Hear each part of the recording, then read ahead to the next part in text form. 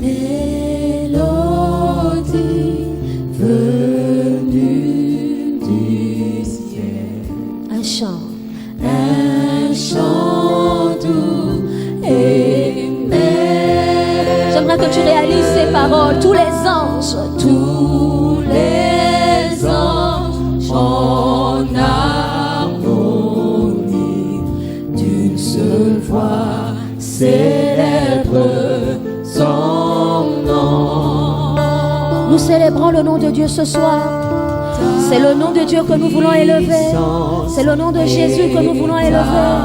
Est-ce qu'il y a des adorateurs en ces lieux qui peuvent adorer celui que les anges adorent? Nous voulons nous joindre aux anges cet après-midi pour glorifier le roi, pour honorer le roi, pour adorer le roi. Oh Jésus.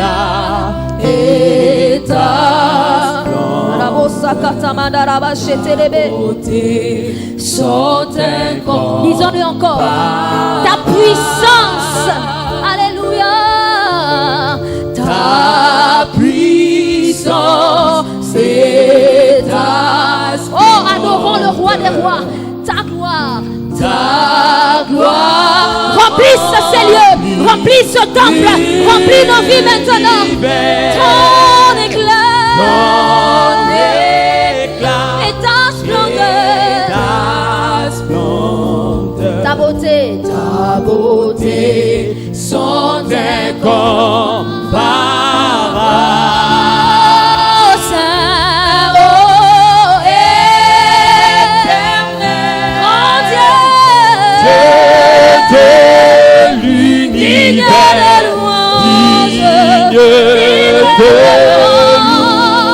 Nous te rendons la gloire. Nous te célébrons Jésus. Honneur et gloire à l'agneau qui est assis sur le trône, à l'agneau qui est incontournable, à celui qui règne à jamais, celui qui est assis sur le trône, celui qui est assis sur le trône,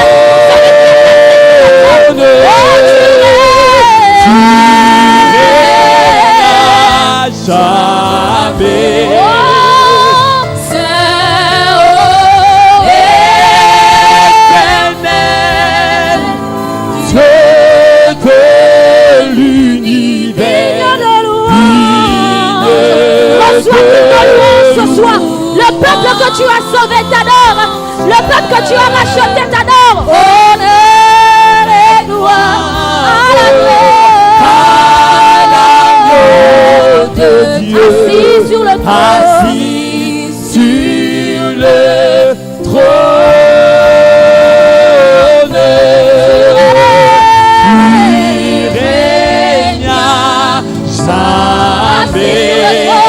Assis sur le trône, tu règnes. Assis sur le trône, tu règnes à jamais. Bonjour à tous et bon dimanche chez vous. Que la grâce et la paix de Dieu vous soient abondamment multipliées. Je suis heureux d'être devant vous, de passer quelques instants avec vous dans la présence de Dieu. J'aimerais prier. Père Céleste, je te prie de bénir ces instants, bénis ce culte et que ce message ait un impact dans les vies, dans les cœurs, partout où il sera entendu. Merci que le Saint-Esprit agisse au-delà des mots qui sortent de ma bouche, que le Saint-Esprit qui enseigne toutes choses grave ce message dans les cœurs. Je te le demande, Père, dans le nom de Jésus. Amen. Alors, le thème de ce jour, c'est comment devons-nous prier? Comment devons-nous prier pour avoir à manger? Vous savez que depuis quelques dimanches, nous sommes dans l'étude de la prière que Jésus a enseignée, c'est-à-dire notre Père qui es aux cieux. Alors, cette prière, nous savons la réciter. Notre Père qui es aux cieux, que ton nom soit sanctifié, que ton règne vienne, que ta volonté soit faite sur la terre comme au ciel. Alors, je m'arrête pour que nous étudions en profondeur le verset 11 qui dit « Donne-nous aujourd'hui notre pain quotidien. » Donne-nous aujourd'hui notre pain quotidien. Mesdames et messieurs, chers frères et sœurs en Christ, les croyants doivent prier pour recevoir les provisions nécessaires à la vie. Ce que nous demandons doit pourvoir à nos besoins essentiels et nous permettre de servir Christ. N'oublions pas que Dieu a dit à l'homme, Dieu a dit que l'homme mangera à la sueur de son front. Ah oui, n'oublions pas ça. L'homme mangera à la sueur de son front.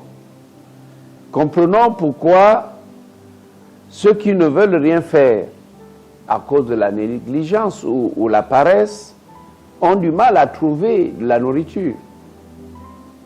Prions pour demander à Dieu de nous permettre de trouver du travail, car avec le travail, nous aurons de quoi acheter la nourriture. Alors, maintenant le travail, beaucoup ont des diplômes et sont assis. Ils sont assis parce qu'ils attendent un poste budgétaire. Mais nous sommes à un temps où, n'est-ce pas, la fonction publique ne dispose pas de postes vacants susceptibles d'être occupés par nos jeunes diplômés. Et qui plus est, parfois on se dit, il n'a pas d'expérience, il n'a que les diplômes. Alors, il y a beaucoup de choses à faire. Et je suggère que chacun puisse faire des bricoles. Il y a des bricoles à faire, ce ne sont que les négligents, les paresseux, qui ne trouvent jamais quelque chose à faire. Il y a plein de choses à faire. Je prends quelques exemples. Pour une fille, une jeune femme, il y a le ménage à faire quelque part. J'ai donné des conseils à une de mes chrétiennes qui commençait à vendre du gari. Elle vendait du gari dans des petites dames Jeanne. Et puis, elle m'a dit qu'elle allait dans les foyers chercher à repasser. Alors, j'ai apprécié son idée. Je lui ai dit oui, essaye de signer des contrats dans les différents foyers. Tu peux laver, si la famille a une machine à laver, avec la machine vite fait, le linge est à laver, les vêtements sont lavés, et puis il y a des jours tu viens pour repasser. Les filles peuvent faire le ménage. La fille qui ne travaille pas peut aider maman, peut aider la tante, peut aider là où elle est logée, à faire la cuisine, à faire le nettoyage. Les garçons, là où ils sont, peuvent faire du nettoyage, peuvent faire des courses, et on a souvent besoin des garçons, des jeunes gens, pour aider dans les courses. Donc il faut trouver un job. Il ne faut pas seulement manger, mais il faut faire quelque chose en compensation.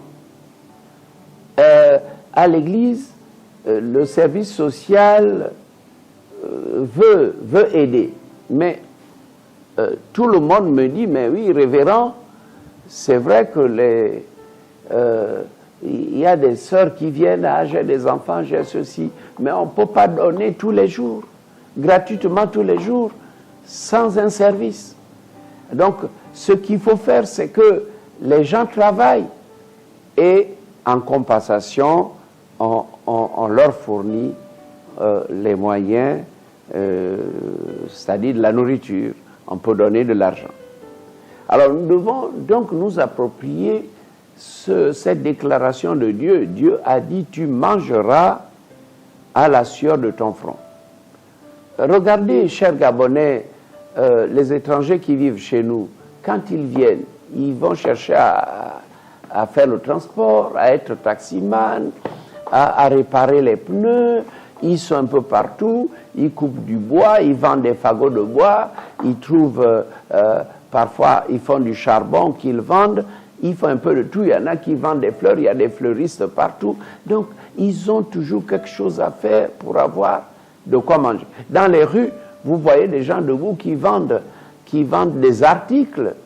Ils sont là, des jeunes femmes, des jeunes hommes qui sont dans les rues, hein, ils sont entre les véhicules et proposent. Il y en a qui vendent du citron, d'autres vendent des masques, chacun fait quelque chose. Mais si au jour d'aujourd'hui, tu es assis chez toi et tu attends qu'on te donne la nourriture, tu es dans le péché. La Bible, les apôtres ont dit, il faut travailler. Il faut travailler. Et celui qui ne travaille pas ne doit pas manger. Et c'est pour cela, si nous disons à Dieu, donne-nous le pain de ce jour, donne-nous le pain quotidien, ayons en pensée que Dieu va s'intéresser à la prière de quelqu'un, n'est-ce pas, qui fait des bricoles. Mais quand il est parti travailler, il n'a rien laissé à la maison. Il va travailler, il ne sait pas s'il aura quelques sous, s'il aura de l'argent en fin de journée pour manger. Mais celui-là, s'il dit, Seigneur, donne-moi la nourriture de ce jour, Dieu verra qu'il fait la volonté de Dieu. Alors, celui qui travaille, maintenant pour les gens qui travaillent, celui qui travaille doit savoir contribuer en aidant les pauvres. C'est-à-dire que tous ceux qui travaillent, nous tous qui travaillons, si nous mangeons, nous devons penser aux pauvres qu'on trouve dans la rue, aux pauvres qu'on trouve dans les magasins, aux infirmes, aux impotents. Hein? Hier, j'étais au volant, je me suis arrêté au feu rouge. J'étais au feu rouge et un monsieur vraiment a insisté. Il a insisté, il avait son accoutrement, certainement, il est musulman, il avait son accoutrement. Alors j'ai ouvert mon coffre, mon petit coffre dans la voiture, j'ai pris toutes les pièces que j'avais, je lui ai remis ces pièces. Et il m'a dit merci, merci imam. Alors, je me dis, mais moi, je suis pasteur président, bon, il m'a appelé imam, je crois que c'est le titre qu'il a eu, hein, sans réfléchir, et il m'a dit merci imam. J'ai souri et je suis parti. Donc, celui qui travaille doit toujours contribuer et donner de quoi manger aux pauvres. J'ai un témoignage. Le témoignage met superbe mission à l'étranger. Quand je me suis rendu en Angleterre, ça fait plusieurs années, j'ai été logé par une famille modeste, bon, puisque c'était des étudiants, mais des étudiants qui faisaient un peu de tout. Et en Angleterre, vraiment, c'est un pays cosmopolite, tout le monde peut travailler. Il y en a qui distribuent, qui mettent les journaux dans les boîtes postales. Il y a toujours quelque chose à faire qui apporte des sous, la livre sterling. Alors, ils étaient comme ça, les enfants, aux heures de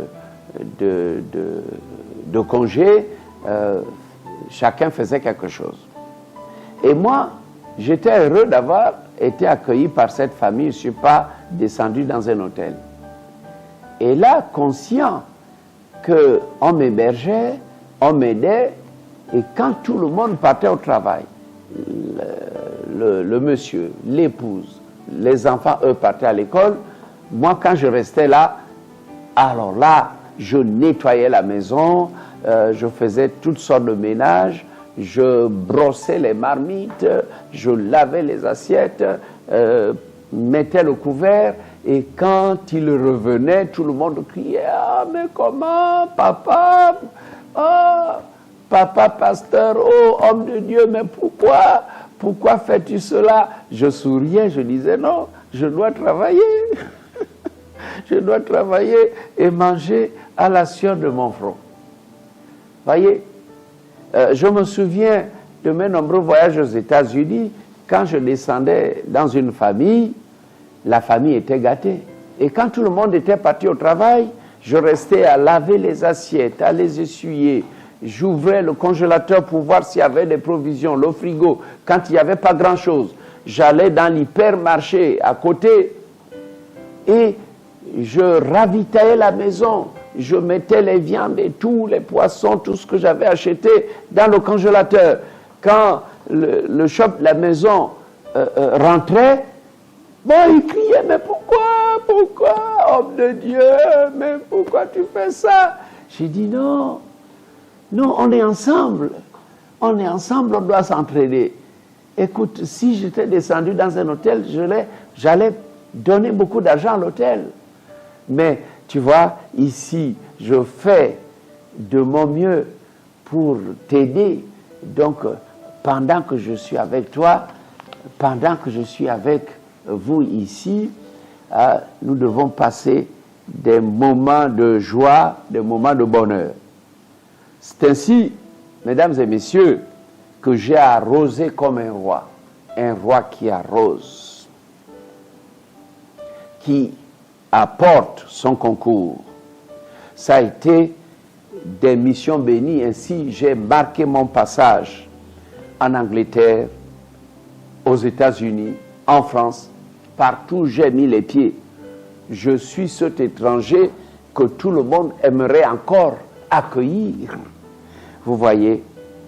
Alors, le conseil que je donne aux pasteurs, c'est qu'ils ne soient pas des demandeurs permanents, qui ne cherchent pas à être gâtés, qui ne cherchent pas à être traités comme des hommes de Dieu, bien évidemment.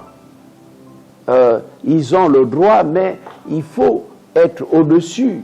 Il faut avoir l'onction, une onction royale, une onction qui bénit, qui arrose. Ne soyons pas des profiteurs, mais soyons des hommes qui apportent, des hommes qui contribuent, des hommes qui apportent la bénédiction. Maintenant, dans Matthieu 6, le verset 31. Ne vous inquiétez donc point et ne dites pas que mangerons-nous, que boirons-nous, de quoi serons-nous vêtus, car toutes ces choses, ce sont les païens qui les recherchent. Votre Père Céleste sait que vous en avez besoin. Et puis le verset 33, cherchez premièrement le royaume de Dieu et la justice de Dieu, et toutes ces choses vous seront données par-dessus. Ne vous inquiétez donc pas du lendemain, car le lendemain aura soin de lui-même. À chaque jour suffit sa peine. Vous voyez, on peut avoir, et cela arrive qu'on ait des inquiétudes concernant ce qu'on va manger. Que mangerons-nous? Que boirons-nous? De quoi serons-nous vêtus? Les jeunes femmes aimeraient être bien vêtues, être bien chaussées, avoir une tête bien coiffée. Il y a de l'inquiétude surtout, qu'est-ce que je vais manger? Mais Jésus a dit, ne vous inquiétez pas de ces choses. Car sont les païens, ceux qui n'ont pas foi en Dieu, qui ne savent pas qu'il y a un Dieu puissant, ceux-là s'inquiètent. Et Jésus a ajouté en disant, regardez les oiseaux du ciel. Ils ne sèment ni ne moissonnent, mais chaque jour, Dieu leur donne à manger. L'oiseau viendra manger dans ta plantation. L'oiseau va se nourrir des noix de palme, des régimes de palme mûres, parce que le palmier est si haut que toi qui l'as planté, tu ne peux plus grimper. Mais ça devient la nourriture des oiseaux. Donc, dans ce que nous possédons, l'oiseau a de la nourriture. L'oiseau peut se nourrir d'insectes. Dieu pourvoit. Alors, Jésus prend cet exemple pour dire, regardez les oiseaux du ciel. Ils ne sèment ni ne moissonnent. Mais chaque jour, Dieu pourvoit à leurs besoins. Et donc, sachez que le Seigneur, votre Dieu, s'il le fait pour les oiseaux, il le fera pour toi. Donc, ne vous inquiétez pas de ce que vous mangerez ou de ce que vous boirez, car le Seigneur pourvoira toujours. Mais le conseil que Dieu donne, c'est que l'on cherche premièrement le royaume de Dieu. C'est que tu aies la foi en Dieu, que tu saches prier ton Dieu, que tu saches dire, mon Dieu, donne-moi la nourriture de ce jour. Oui, donne-moi la nourriture de ce jour parce que je ne suis pas encore payé. Donne-moi vraiment la nourriture de ce jour, car ce n'est pas évident que après le boulot, ce soir, je vais manger avec mes enfants. Là, Dieu pourvoit. Il ouvre des portes, il accorde des faveurs. J'ai déjà été témoin oculaire de l'aide de Dieu à l'égard des gens en chômage. Des gens en chômage, mais qui croient en Dieu. Qui croient en Dieu. Et tout ce que je dis, et je le redis, que si vous êtes chrétien, sachez que Dieu a dit que l'on doit manger à la sueur de son front. Donc les chrétiens qui sont à l'église, qui ont toujours l'habitude de demander, qui veulent le secours, doivent penser faire quelque chose. L'église m'aide, ou bien les chrétiens m'aident, qu'est-ce que moi je peux faire en retour? Vraiment que Dieu nous bénisse. Nous sommes dans ce verset où nous disons, donne-nous le pain de ce jour. Donne-nous le pain de ce jour. Et quand Dieu entend ta prière, il doit voir que toi, tu es quelqu'un qui travaille, qui rend des services, quelqu'un qui ne mange pas gratuitement, mais qui mange à la sueur de son front. Vous savez, il y a beaucoup de choses à apprendre. C'est pour cela, je vous dis que dans cette étude, nous entrons un peu plus en profondeur afin que notre prière ait des supports bibliques, que Dieu nous exauce. Vous savez, le corps de Dieu est touché quand la prière s'appuie sur sa parole. Le corps de Dieu est touché quand nous prions selon la volonté de Dieu. Alors, faisons tout pour que la volonté de Dieu soit faite dans notre vie. Et Dieu voudra faire des choses et nous faire voir qu'il est tout-puissant. Vraiment que Dieu vous bénisse. Que Dieu vous bénisse. Merci Seigneur pour ta parole. La parole de ce dimanche. Bénis tous tes enfants et bénis tous ceux qui ont été à l'écoute. Merci Père, au nom de Jésus-Christ. Amen.